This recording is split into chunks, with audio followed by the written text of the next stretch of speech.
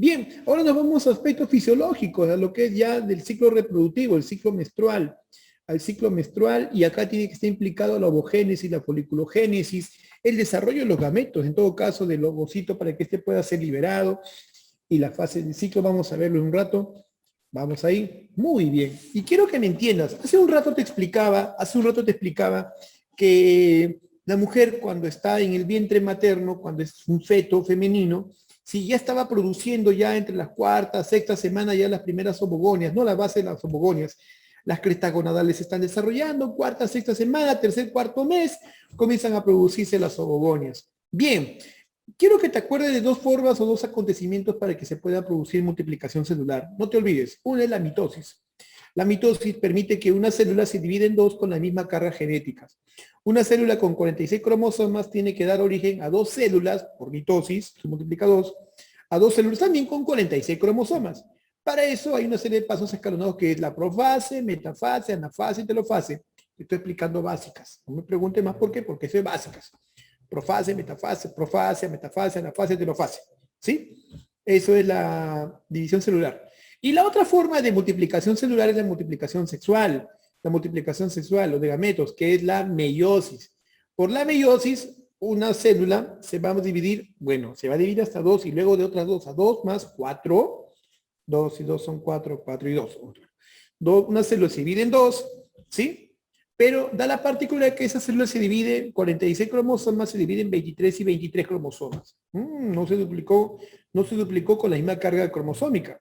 Y esas dos celulitas a su vez se van a dividir en dos células más cada una, pero con la remultiplicación o redistribución de la carga genética a 23, 23, 23, 23. Esta forma de división de la meiosis es una división reduccional y ecuacional. Esta división de la meiosis es una división exclusiva de las células gaméticas, de las células gametogénicas, y permite que se reduzca la carga cromosómica a la mitad y segundo, se produzca una redistribución o un intercambio aleatorio, random, como dicen mis hijos, que es random, randomizado del material genético. Y eso es importantísimo porque eso permite con la misma seguridad que ocurre en los gametos masculinos, produce una variedad increíble en combinaciones en nuestras naturalezas fenotípicas como seres humanos. Muy bien, eso es para tenernos en contexto. Muy bien. En esta gráfica te pongo en esencia lo que ocurre en esas meiosis. En el ser humano hay dos meiosis, meiosis 1, la reduccional, y la meiosis 2, la que es la ecuacional. Ocurre que cuando está en el vientre materno, la mujercita, las mujeres, sus ovogonias, stem cells, han empezado un proceso de multiplicación por mitosis. Cuando llegan a más o menos a los 2 a 8 millones de ovogonias, de ovogonios, comienza ahora sí la meiosis. Esta meiosis hace que esa célula se divida, que vaya al mecanismo de dividirse en dos células con la mitad de carga cromosómica. Muy bien, inician ese proceso, pero lo hacen de manera incompleta. ¿Por qué? Porque cuando nace la niña, apenas ha empezado la meiosis. Cuando nace una mujer, apenas ha completado la primera fase de la meiosis, que es la profase 1. Básicamente un ciclo llamado diploteno, profase 1. Nace entonces y sale con el ciclo congelado de la meiosis en profase 1. Ni siquiera se ha multiplicado en 4 u 8. Ahí está. Y se queda así congelado buena parte, por lo menos unos 11, 14 años, queda congelado hasta que se produzca la menstruación. Cuando empieza la menstruación, ese ovocito primario, congelado en profase 1, diploteno, comienza a completar esa profase 1. Pero mira cómo es la casualidad, ¿eh? Mira cómo es la casualidad. En ese proceso de multiplicación, de diferenciación de meiosis 1, lo va haciendo y mira, esta es la naturaleza particular de los óvulos de las ovogonias de la mujer. Se divide en dos, pero solo uno de ellos lo hace de manera adecuada. El otro entra en atrofia, entra en no funcionalidad. Ese otro ovocito que no se llegó a formar como debe ser involutivo es conocido como el primer cuerpo polar. Técnicamente improductivo para la formación de un nuevo ser. Es improductivo, el primer cuerpo polar. Mientras que el otro sí lo hace el ovocito secundario, que a su vez se queda al momento de la ovulación. Mira qué canijo es este ovocito, disculpen la expresión, que cuando se produce la ovulación, el ovocito apenas ha empezado, está en la mitad de la segunda meiosis, está en metafase 2. Entonces, a lo que voy es, cuando la mujer nace en profase 1, meiosis, diploteno, queda congelado. Empieza la regla y empieza a completar esa profase 1, meiosis 1. Cuando se produce la ovulación, el ovocito de nuevo queda congelado en metafase 2. De nuevo queda congelado en metafase 2 el ovocito ovulado, de tal manera que va a completar sí y solo si es fecundado. Y es un detalle importantísimo. Cuando el ovocito se une al esperma, cuando se fusiona la pared, la membrana del espermatozoide con el ovocito, es un mecanismo automático que estimula a que esa profase, a esa metafase 2, la complete y pueda tener, pues, no, su carga cromosómica lista. Así que cuando los ovocitos son fertilizados, están en metafase 2, les falta por completar. No hay un ovario que sea más fértil que el otro. No hay eso de que el derecho, el izquierdo, no te podría afirmar. No encontré ese tipo de información. Al no encontrarlo, tampoco lo puedo decir como de manera negativa. Entonces, en ese proceso de formación de la metafase 2, mira, también ahí contribuye a formar otro segundo cuerpo polar. Segundo cuerpo polar. ¿Y cuál es la importancia de esto? Y quiero que me entiendas. Los mecanismos de multiplicación de gametos en la mujer permiten de que de una ovogonia primordial se forme solo un ovocito funcional. De una ovogonia primordial solo se forme un ovocito funcional. ¿Sí? Mientras que en el espermatozoide, de un ovogonio primordial se van a formar 4 espermatozoides. La desproporción es tremenda, ¿no? De 4 a 1. Comprenderás por qué el hombre puede formar cada 74 días 2 a 8 millones de espermatozoides por centímetro cúbico, mientras que la mujer solo puede formar un ovocito. La desproporción aún así es tremenda y bárbara. Bien, entonces acá se nos puede ocurrir hacer preguntas acerca de en qué etapa de meiosis nace los ovocitos de la mujer, en qué etapa de meiosis 2 se encontraba el ovocito al momento de ser fecundado. Entonces ya sabemos que al nacer es profase 1 diploteno y que cuando se produce la fecundación está en metafase 2 y termina por completar la meiosis 2. Eso para entender, ¿no? Para entender. Ahora bien, eso es viendo los ovocitos, según la capacidad de multiplicación, según viendo la etapa de ciclo meiótico en la cual se encuentra. Otra forma de ver el enfoque, ya este es un enfoque más interesante, funcional yo diría, es viendo la formación de este ovocito, su desarrollo en el tiempo, la formación, el desarrollo del folículo. Entonces el ovocito primario también se le conoce como folículo primordial, es un huevito que está rodeado por células alrededor a manera de una capa llamadas células primordiales, folículo primordial del nombre, y el folículo primordial, bueno, es lo que se ve cuando la niña, pues no, nace, ¿no? Perdón, una mujercita nace, están en folículos primordiales. Lo mismo que decir ovocito primario. Cuando se produce la primera regla, se activa estos mecanismos de formación, de desarrollo de folículos y forman el folículo primario. Aquí tenemos el ovocito primario con una capa de células cuboideas que lo rodean. Son las células primordiales que mantienen células cuboideas que van a tener que crecer, y estas células foliculares que lo rodean alrededor van a configurar lo que es la granulosa. La granulosa. Esa capa de células foliculares que lo rodean al ovocito van a formar la granulosa. Y más externamente por fuera tenemos la capa del estroma, el estroma ovárico, que va a formar la teca. Pero bueno, voy yendo en el desarrollo del folículo. Mira, cuando se va desarrollando el folículo, va formando una secreción que se libera por fuera del ovocito y entre la capa de la granulosa y forma acá una vesícula. Esto le llaman folículo vesicular o folículo de Graf. De aquí ya está un paso para ser ovulado. Y cuando se ovula, miren, se libera el folículo, ¿sí? Y queda todo este remanente, toda esta capa, toda esta coraza, que viene a ser lo que va, viene a ser lo que viene a ser, va a ser, mejor dicho, va a ser lo que es el cuerpo lúteo, el cuerpo lúteo. Doctor, ¿puede repetir brevemente lo de profasia y meiosis? Claro, te hablaba de que la forma de multiplicación celular son en dos formas. La forma mitótica, donde una célula se multiplica en dos células con la misma carga cromosómica, ¿sí? Y la multiplicación de las células de gametos, la multiplicación de gametos, que viene a ser de una célula, se van a formar otras células, pero con la mitad de la carga cromosómica, con una redistribución del ADN en los cromosomas. La meiosis tiene a su vez dos etapas en el ser humano, meiosis 1, meiosis 2. La meiosis 1 es netamente reduccional. La meiosis 1 lo que hace es dividir a la mitad la carga cromosómica en la meiosis 1. En la meiosis 1 hay profase, metafase, anafase, telofase.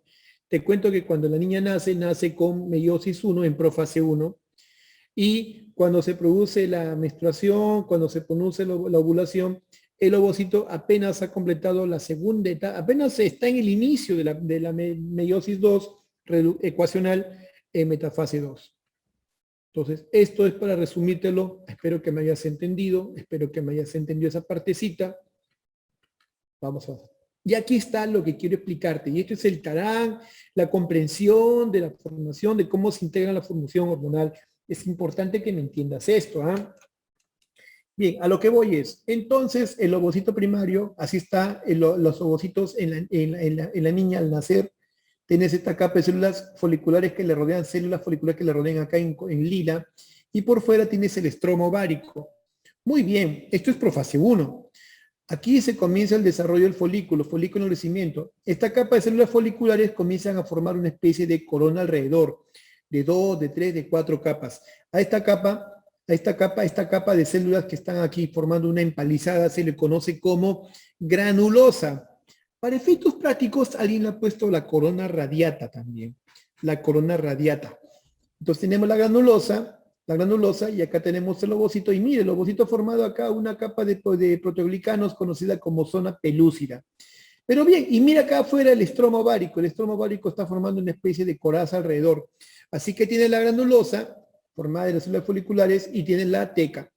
Muy bien, el folículo sigue creciendo y comienza a haber formación de un trasudado, formando un recipiente, un elemento vacuolar. Esto viene a ser la vesícula del ovocito. Este es el folículo vesicular en desarrollo. Y tenemos acá la capa de la granulosa y externamente la teca. Muy bien, sigue creciendo y ahora es un folículo más grande. Se dice que cuando más o menos tiene 2 centímetros de diámetro, y se puede reconocer en la ecografía, vamos a ver tremenda formación quística de 2 centímetros y medio. Ahí vemos el ojito de este tremendo ojo, y esto es un folículo vesicular maduro, folículo de Graf.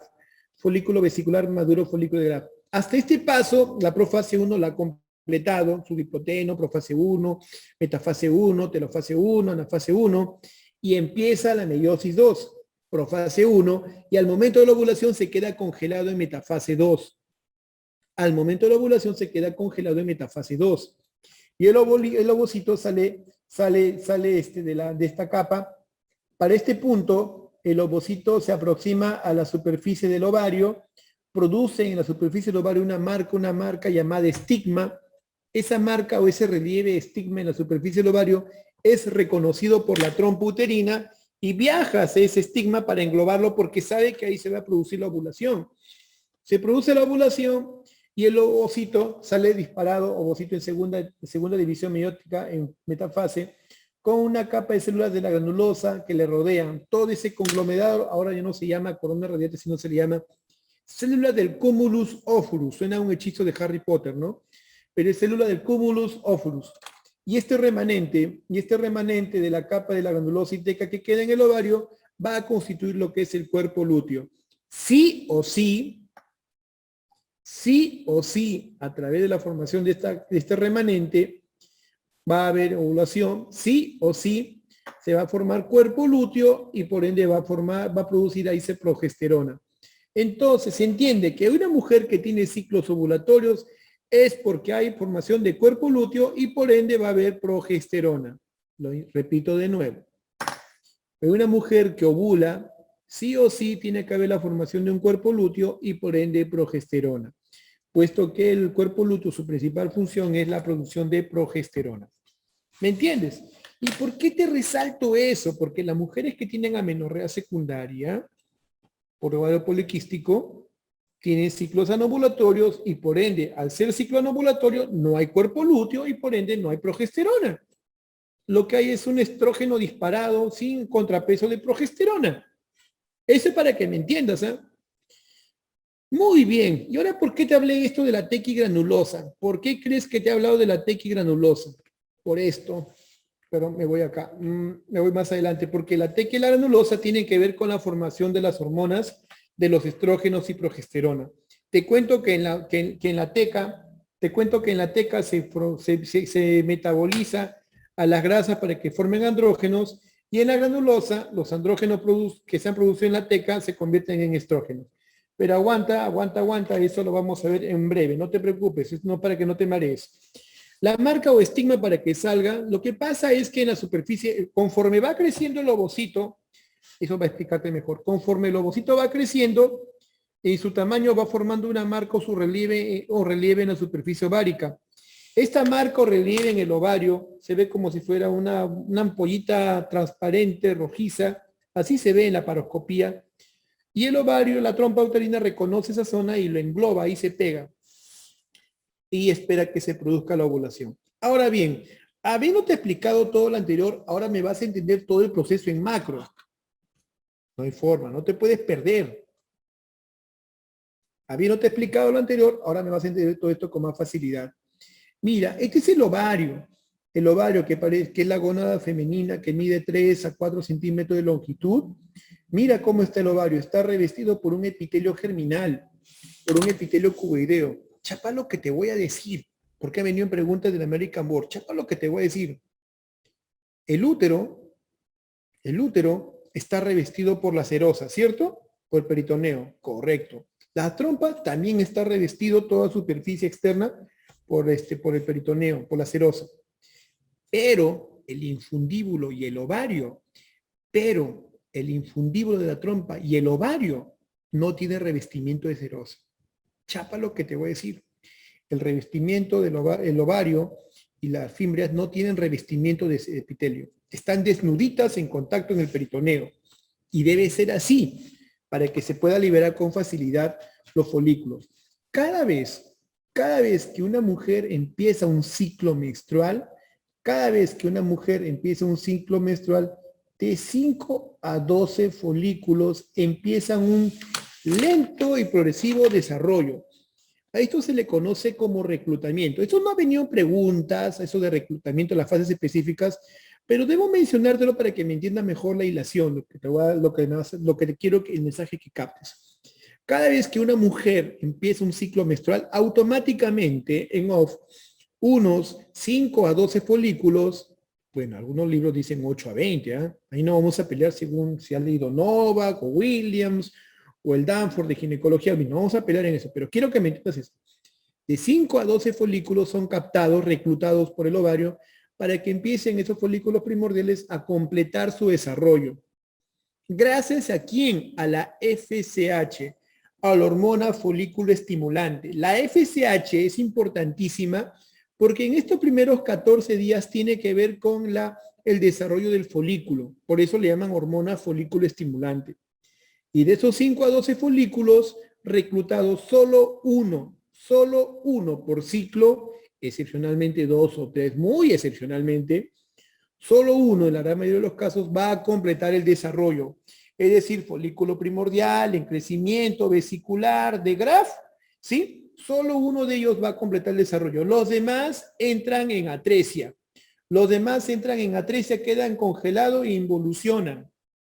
Es así, no hay forma. Solo uno lo va a completar. Los demás entran en atresia o se pierden. ¿Gracias a quién? A la hormona folículo estimulante. A esta etapa, por eso le llaman etapa folicular, donde la acción es preponderantemente de la hormona FSH.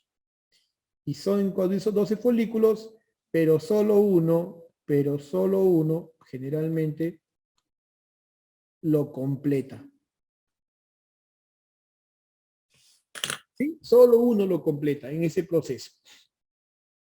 Ahora bien, en este punto, cuando completa, uno por ovario a la vez, un ovario a la vez. Lo que se sabe hasta la fecha es que un ovario por mes. Lo que se sabe a la fecha es un ovario por mes. Excepcionalmente dos, ¿no? Dos folículos por ovario. Puede haber una mujer que poliovule, ¿no? Por ejemplo, cuando le damos inductores de la ovulación, una dama puede tener 3, 4, 5 ovulaciones, con diferencia de horas, de días. Y eso es la base, por ejemplo, de los embarazos disigóticos, trisigóticos.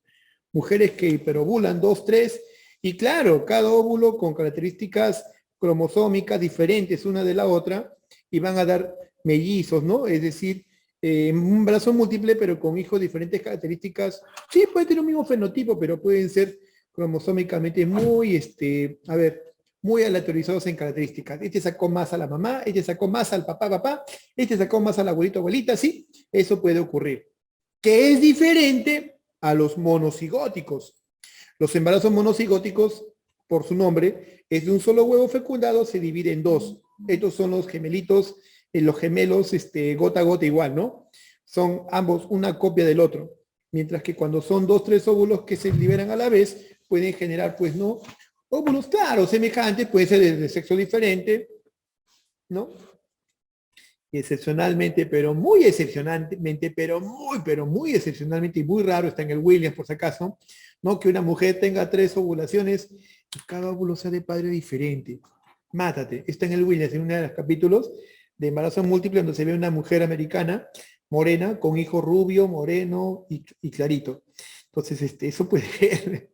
Sí, es un ovario por mes, eso es lo que se sabe. Pero bien, eso no te van a preguntar, no te rayes, no te rayes. Los monocigóticos tienen el mismo ADN, claro, tienen un gran apego de ADN, pueden tener un apego de ADN bastante llamativo. Bien, a lo que voy, ya te han quedado pensando, ya maquinando ya. Bien, entonces solo un óvulo lo completa. Ahora bien, en ese proceso de liberación del ovocito queda pues el remanente del ovario, del folículo, que es, ¿no?, la granulosa y la teca, y esto va a formar el cuerpo lúteo que va a producir progesterona. Por eso se llama etapa lútea. Y es importante la progesterona para el desarrollo del endometrio. La progesterona es muy útil para el desarrollo del endometrio. Estas son las 4 etapas del ciclo folicular, del ciclo de desarrollo del ovario, la etapa neta, el periodo netamente reproductivo, la folicular, la ovulatoria, la lútea, la luteólisis, ¿sí? Y hasta aquí me has entendido bastante, ¿no? De lo que hemos comentado de los 2, 8 millones, 400.000 folículos cuando nace, 400 a 500 ovulaciones, ¿sí? Ahora quiero que captes esto, ¿no? La regulación del ciclo hormonal, de este ciclo reproductivo, parte del hipotálamo. En el hipotálamo, en el diencéfalo, básicamente en el núcleo supraóptico se da origen,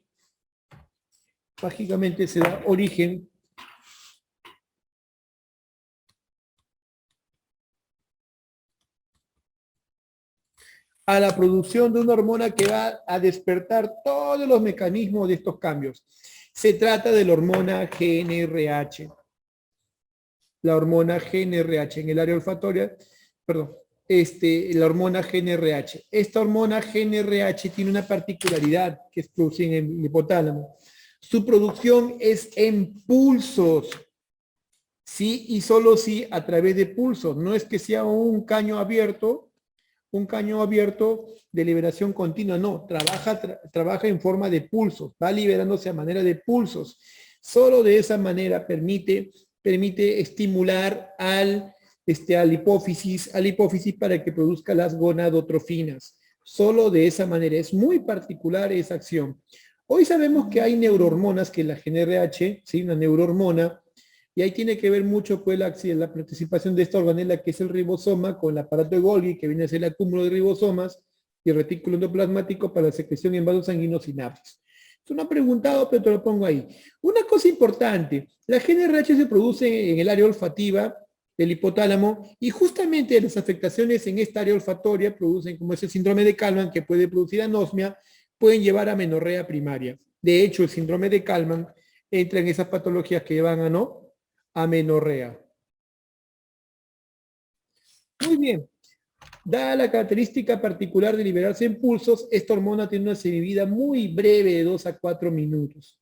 Y la vía por las cuales actuaría sería la vía dopaminérgica, también llamada como vía túbero-infundibular hipotalámica. Tenemos la noradrenalina mesencéfalo y porción interior del tronco encefálico, es otra vía que está implicada, y la vía del neuropéptido I, que estimula la liberación pulsátil de GnRH y potencia la respuesta de la hipófisis a la GnRH. De esto no han hecho muchas preguntas, solo en los bancos europeos lo he visto. Te lo pongo ahí para que lo tengas a consideración, no te mates en este puntito. Y de los opioides endógenos que inhiben la liberación hipotalámica de GnRH y aumentan la prolactina. Si aumenta la prolactina, va a inhibir a la GnRH. Bien particular, la mayor producción de prolactina va a producir una mayor inhibición a la GnRH. Esa es la base de la planificación o anticoncepción en la lactancia materna exclusiva. Mientras más da de lactar, más prolactina en producción, más inhibición de la producción de GnRH y por ende no habrá menstruación o no se completará, pues, si no hay menstruación no se completarán los ciclos ovulatorios, para que lo tengas en cuenta. Sí, hay pulsos lento y rápido, ¿y por quiénes se dan? Claro, esto de la GnRH. Ahora, me preguntas algo más específicamente ya con hormonas, no te pases, ¿no? No te van a preguntar eso, Selene, pero ya bueno, me dejas como tarea. Ahí tenemos las endorfinas, beta-endorfinas, encefalinas y endorfinas. Si no, nos vamos a ir a la bioquímica y la inmunología de esto y ahí sí nos ensartamos, o sea, porque eso es horas y horas. Quiero que me entiendan estas cositas, por favor. Acciones principales de la GnRH, ¿sí? Síntesis y almacenamiento de las gonadotrofinas. Permite la producción y que haya una reserva de gonadotrofinas. Importantísimo. 1, 2. La activación de la reserva a un depósito para secreción directa. Así es, se va a liberar de la hipófisis al torrente sanguíneo para que llegue a las gonas. Liberación inmediata. Entonces, aquí tenemos el hipotálamo, en el área olfativa, el núcleo supraóptico, la producción de GnRH, es una neurohormona que va a llegar por la silla turca a la adenohipófisis para que ésta produzca FSH y LH. En esencia, gonadotrofinas. Gonadotrofinas. Miren, la forma de medir la producción de la GnRH es bien particular. Ha sido motivo de interesante de varias formas o varios mecanismos de investigación. Lo han hecho a través de la medición del pulso de LH. La forma como se pulsa, se libera el LH es muy semejante o análoga a la de la GnRH. Los pulsos varían según el día del ciclo menstrual. Hay días que son de pulsos rápidos y hay fases que son de pulsos lentos. Y eso hace muy complejo el remediar este proceso cuando uno quiere tratar un problema de infertilidad. Ahora, estamos acostumbrados a pensar que la acción del LH-FSH es por días, como que la FSH es en los primeros 14 días y la LH los últimos 14 días. Es una forma práctica, convenida de entender eso, pero en la vida real, en el mundo real, tanto la LH como la FSH participan durante todo el ciclo menstrual. Lo que pasa que el peso, importancia o mayor producción de cada una de ellas varía sustancialmente, pero su acción se está dando. ¿Sí? Además, este mecanismo de producción también tiene mecanismo de regulación o contrarregulación. Regulación o contrarregulación. Así podemos tener un mecanismo de producción o retroalimentación negativa donde a más hormonas producidas, me explico, el estímulo del LH-FSH hace que se trabaje más el ovario, hace que se produzcan más de las hormonas, ¿no? Estradiol, progesterona, inhibina, al haber más, le dice a la hipófisis, deja de producir, y a la hipotálamo, deja de producir, para la mano, párala, porque está lanzando mucho.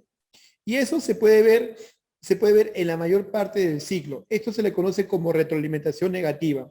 A más estímulo hormonal, ¿sí? Por parte de la hipófisis, frenará o disminuirá el estímulo de las hormonas que se han producido en el ovario, que a su vez estimulan al hipotálamo y hipófisis para que pare la mano. Y la retroalimentación positiva es en la cual produce, te estoy estimulando, estimúlame más. Sí, la retroalimentación positiva ocurre en los días 12 a 14, que es justamente los días cercanos a la ovulación. Miren qué interesante, qué peculiar es este ciclo. Entonces, no es una cuestión nada más para romper lineamientos que nos han, que tenemos que creemos que es así. No es que la producción de FSH y LH sean diferentes durante el ciclo menstrual, no, se dan durante todo el ciclo menstrual con variaciones, es cierto, y la forma de cómo regulan al hipotálamo y a la hipófisis es importante. Básicamente, en la mayoría del ciclo es por retroalimentación negativa o feedback negativo. A más estímulo, a mayor estímulo al órgano diana, que es el ovario, este le va a decir al hipotálamo hipófisis, para la mano disminuye, retroalimentación negativa, la mayor parte del ciclo. Sin embargo, cuando estamos cerca de los días ovulatorios, 12-14, día 12-14, el estímulo es positivo, retroalimentación positiva. Oye, me está lanzando hormonita, mándame más, pues, no te pases, mándame un poquito más. Pégale, para que pueda, pues, ovular. Así te lo pongo en analogía.